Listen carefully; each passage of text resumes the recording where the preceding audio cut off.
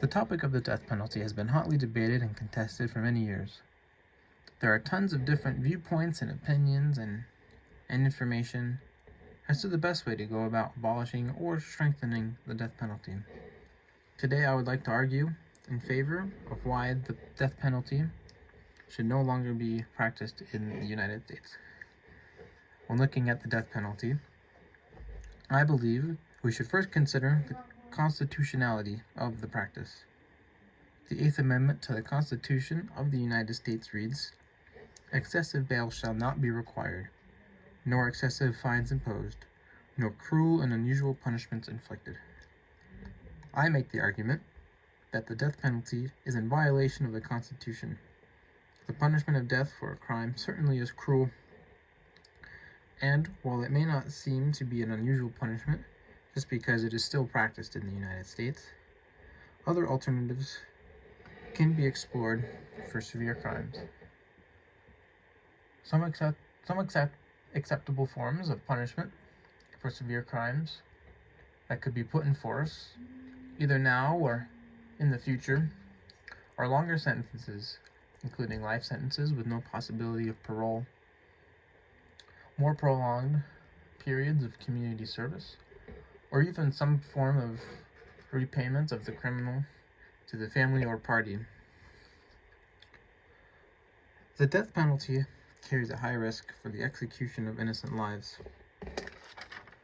According to Amnesty.org, since 1973, 116 people condemned to death in the United States have been released after their proof of innocence was established. That is 116 people who would have been submitted to death had they been wrongly convicted. Another reason for the discontinuation of the death penalty is that it is not an effective form of crime control and deterrent.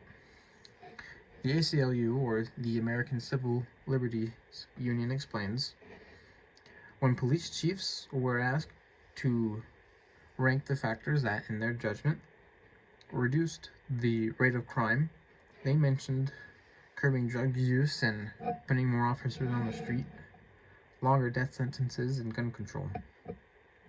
They ranked the death penalty as the least effective. The officers who are on the front lines every day and who witness these crimes taking place believe that the death penalty would not help in reducing the amount of crime in the United States. They believe that curbing drug use is more effective and putting more officers on the streets would be a more effective way of reducing crime. Now, this is not to say that abolishing the death penalty will completely and totally eliminate all forms of crime.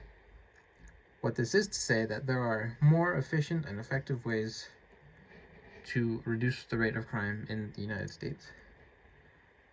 The ACLU also argues that the death penalty denies due process of law and violates the guarantee of equal protection under the law. It violates due process by depriving the individual of new evidence, should there be any, that would protect that individual from the sentence of the death penalty. It also would deny the individual of new laws that could potentially reverse the decision of the death sentence. The death sentence is also applied at random and is discriminatory. Also by the ACLU, it is imposed upon those whose victims are white, offenders who are people of color, and on those who are poor and uneducated. Now I'd like to talk about one Supreme Court case relating to the death penalty where they ruled it was unconstitutional. In the case of Coker v. Georgia, the Supreme Court ruled that the death penalty for the rape of an adult is a grossly disproportionate and excessive punishment, and so was forbidden by the 8th Amendment as cruel and unusual punishment. So the death penalty, in my view, is a highly ineffective form of punishment which does not help reduce the rate of crime. It is also an inhumane practice which does not give individuals fair trials and sentences under the law. Thank you.